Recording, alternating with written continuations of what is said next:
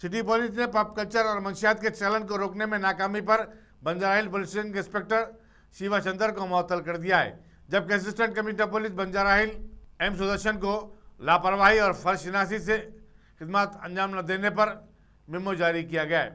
वाज़ेह है कि शिवा चंद्र खुद को सिंघम बताता था और हिमनगर कारखाना पुलिस स्टेशनों में अपनी तैनाती के दौरान उसने खूब ऊधम मचाई थी। संगम जैसे पुलिस ऑफिसर की मौजूदगी में बंजारा हिल में पब और ड्रग कल्चर का आम हो जाना सबके लिए हैरत का बाज बना हुआ है। इसी दौरान कमिश्नर पुलिस ने के नागेश्वरा को बंजारा हिल पुलिस का नया इंस्पेक्टर मुकर्रर किया है।